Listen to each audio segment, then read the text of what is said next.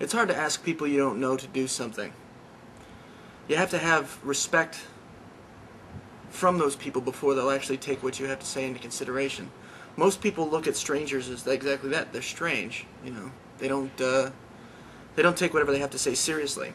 At least in the context of something that they can apply into their personal lives.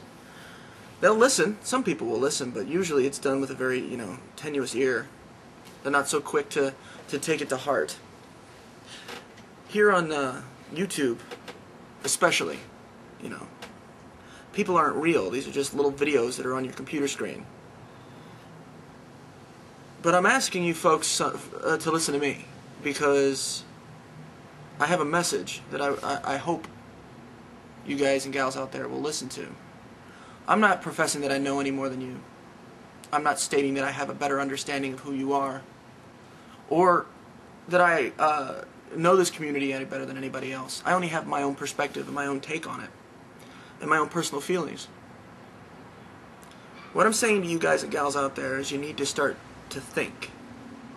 You need to think about what it is that you do on YouTube. Now, I'm not saying that, oh, well, now you've all suddenly got to, stop having fun. Everything's got to be done seriously. Everything's got to be very calculated. But a lot of times, people make videos without contemplating the effect of those videos. This isn't just you and your buddies that you send to the link checking it out. There are millions of people that have access to whatever it is that you have to say. What are you telling those people? What are you conveying to them? What are you putting into their heads? What ideas are you creating for them? What kind of a message are you sending out to the rest of the world? And yeah, it is the rest of the world. It's a worldwide phenomenon. The internet. YouTube. People from all over the place are hearing what you have to say, are watching you, and taking in whatever you're communicating. If you're going out there and you're being, superficial and manipulative and rude and disgusting, you're spreading that out into the world. You got to think about what you do before you do it. You got to think about the consequences of your videos. You got to think about the message that you're trying to convey. A lot of people will come onto YouTube and they'll make a video without even being concerned about what it's saying to other people. They'll come on and they'll shuck and they'll jive and they'll smile and they'll glad hand and they'll say a bunch of different stuff that's completely insincere and have no concept of how that's affecting other people. Now, I know I've said in the past that I'm a big proponent of personal responsibility. I'm also a big proponent of taking responsibility for yourself, which I will explain the difference between personal responsibility and taking responsibility for yourself. Personal responsibility implies that, expecting others to take up the slack that you leave behind because you're too lazy to do it. You're too lazy to take up that slack yourself. Pointing your finger and telling people, let's get this entertainer off the air, rather than turning off the fucking radio or changing the channel on television. That's the kind of irresponsible behavior that falls under the, personal responsibility thing.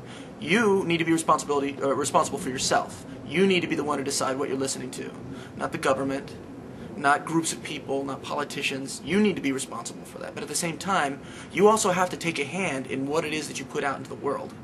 You have to take a hand in your investment and involvement in the world. You have to think about what you're telling other people. You have a responsibility because of the fact that you are affecting other people's lives.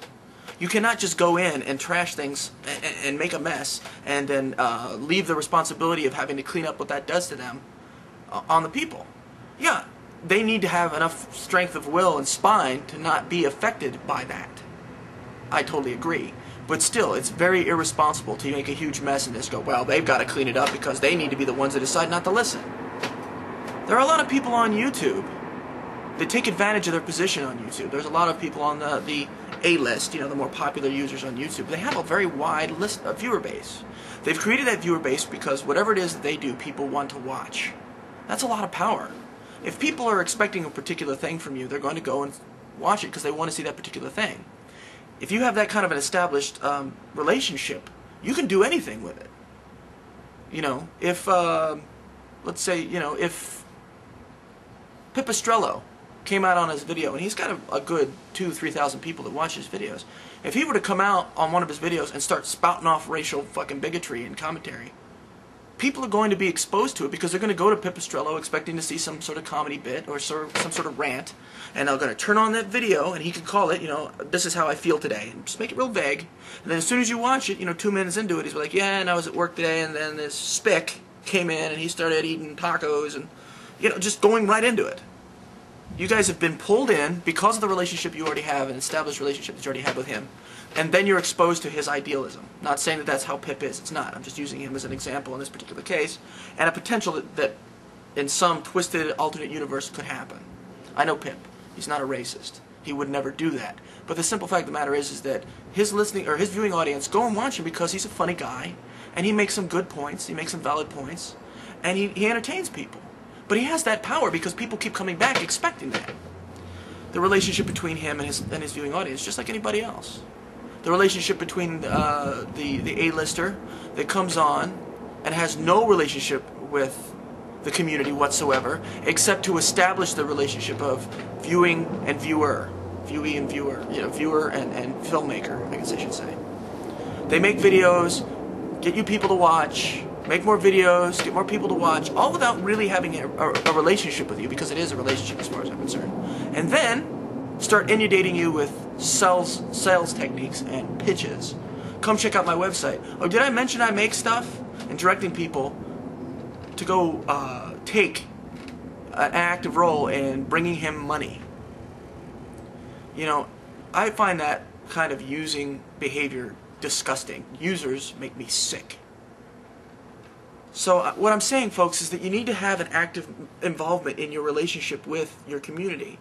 You need to have an active involvement in your relationship with your subscribers. If it's one person or 100,000, it doesn't matter. You are affecting the life of another person. You need to be responsible about that. You need to think about what you're saying to other people. You need to think about what you're communicating to other people. You need to think about what it is that you're communicating, and you need to be educated in what you're communicating. If you're just pulling shit out of your ass and claiming that that's facts or that that's truth, you're lying. If it's just how you feel, hey man, I totally understand, but you need to make it clear that this is your opinion. There are a lot of people that will make videos about how we need to make changes based on this. That are not based on statistics, it's not based on truth. It's based on one man's perception of how he feels about something, or one lady's perception about how she feels about something.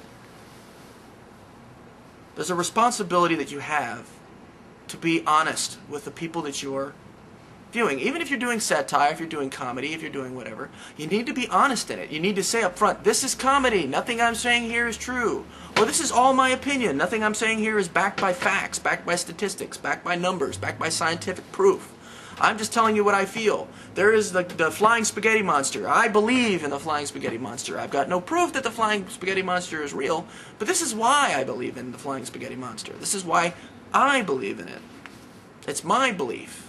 It's my faith. It's my scientific whatever, But it's, okay, scientific whatever is not right. But the simple fact of the matter is you got to pay attention to what you're doing. You got to realize that people are going to take what you say at face value a lot of the times.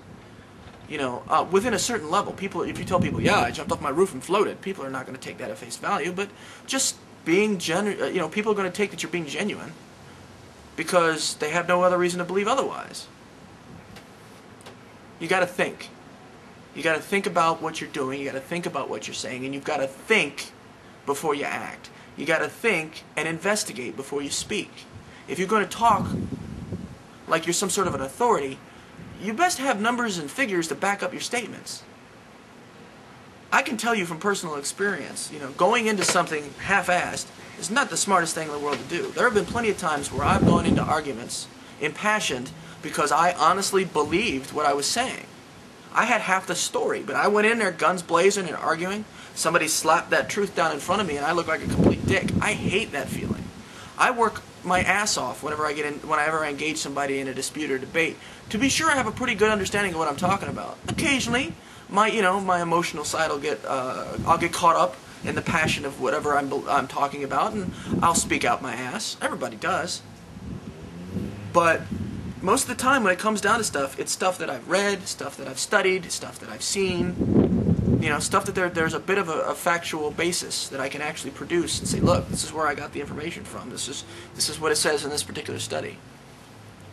I'm asking you folks out there to think. I'm asking you to think about what you say. I'm asking you to think about how you communicate yourself to people. I'm asking you to think about what it is that you're putting out on YouTube. You have a responsibility to your brothers and sisters. You have a responsibility to your nephews and nieces and mother and father. And you have a responsibility to the people in your real life. And the other members of YouTube are a member of your real life. It may be virtual because it's the internet, but that doesn't mean that those people don't exist. So yeah, think. Think about what you're putting on here. Think about how it's going to affect others. Think about what it is that you're saying before you say it. Make sure that if you're going to be putting up something, that you're right, or that you're factual, or that you're correct in what you're saying. Think about it.